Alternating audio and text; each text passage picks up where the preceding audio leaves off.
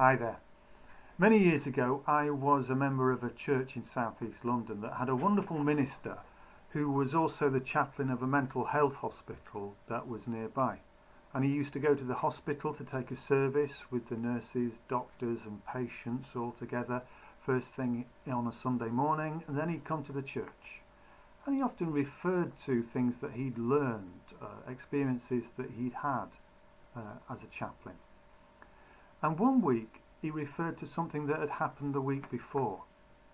And he said that there was a young man in the hospital who had many profound challenges, and everybody there, the doctors, the nurses, the support workers, all the staff and all the other patients knew just how challenging this young man's life was. And he'd had a particularly hard week, and it seemed like he was living a very fragile existence.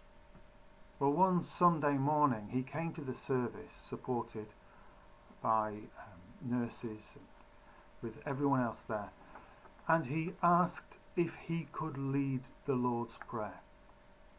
So he said the Our Father and everyone followed him.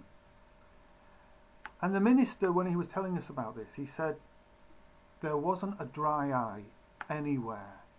And all of a sudden, I realised where we were. We were in the kingdom of God.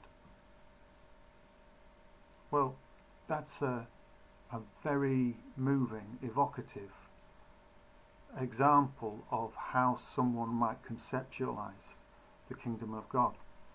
But was that just a moment? Or was that a prophetic moment of something that is going to come true? Because we can't escape the fact that the Beatitudes, like so much else of what Jesus talked about, have the air of prophecy.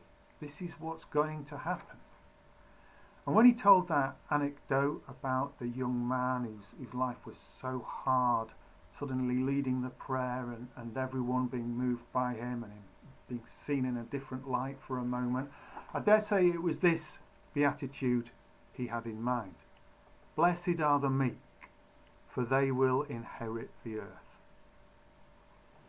I wonder what you make of that. In biblical terms, it can be seen as something that happens as a consequence of a cataclysmic event. And we see this as a recurring pattern of salvation if we go back to Noah and the flood in the book of Genesis, that all the wicked are wiped out and then it's just Noah's family to start again. And is the idea that there's going to be some cataclysmic event and only the most humble, meek people are going to survive? Well, how would that work? Because would they stay meek if all the people that aren't, are they innately meek? Or once we got rid of all the show-offs and the bullies and the people who are full of themselves, are the meek going to stay meek? I don't know. Is this a vision of the future?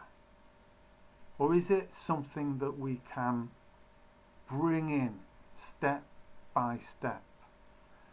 And what I mean by this is that many liberal Christians, rather than seeing this as some apocalyptic vision of the meek inheriting the earth, they look at history, they look at the fact that there was segregation in the US not so long ago, and then there was a black president. They look at the idea that it was unthinkable that a woman would be a member of parliament, and now we've had 2 prime ministers and there are female leaders all around the world. Look at other marginalised groups. People with learning disabilities used to be shut away with low expectations. Now they are far more visible. They have jobs, they get an education, they marry sometimes, like the rest of us. So when we say the meek will inherit the earth, is this some sort of aspirational goal of where we're going, bit by bit? So that's one way of looking at that beatitude. Or is it something much more profound than that? This makes me think of an anarchist that I used to know who used to say to me, the last person you should give power to is someone that wants it. So is this about power itself, what power does to people, and this question of how power should operate? Is there a change possible? Is there a change coming? This does go back to Jesus, actually. I don't think my anarchist friend would be too pleased to know that. He was not a Christian. Jesus famously gathered his disciples and washed their feet. Why did he do that? It was symbolic. He said to them that whoever wants to be first is going to have to be last. Whoever wants to be great is going to have to be a servant to all.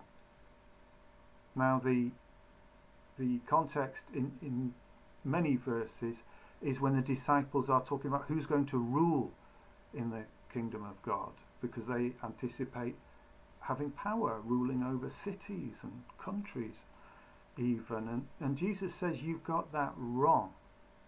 You are not ready to take any sort of responsibility that carries power with it unless you have purged yourself of that ego that wants power for power's sake. So when we wonder whether the meek are going to inherit the earth, is that a question we ask about society, about the world, or is it a question that we ask about ourselves, about the human condition? Is it possible for us to become leaders that are genuinely humble? Let's do a thought experiment. Imagine you have been handed a note from heaven that 100% convinces you that the meek really are going to inherit the earth. They are going to rule over the rest of us, the most humble people. Well, think about it. Who are the meek people that you have known? Who are the most humble? Now we're imagining that they really are going to rule over us. How are we going to change in response to that? How do I need to change if the meek really are going to inherit the earth? Well, maybe I need to be more meek. More importantly, I need to take a different attitude to the humble, meek people that I meet. That person sitting outside Sainsbury's asking if I've got any spare change. A person who is shut away during lockdown, that is maybe in a care home somewhere. Someone who is terminally ill. What if these people were suddenly elevated into the grandest, most celebrated people in society? What if they were given real power? I don't know the answer. I just think it's a great question that we should all pray on, meditate on. What if the meek really do inherit the earth? And you know, there's a famous saying that says, faith is the decision to live as though something were true. Why not try that? Try living for the next 24 hours as though the meek were going to inherit the earth sometime in the next 12 months. Amen to that. I'll see you next time.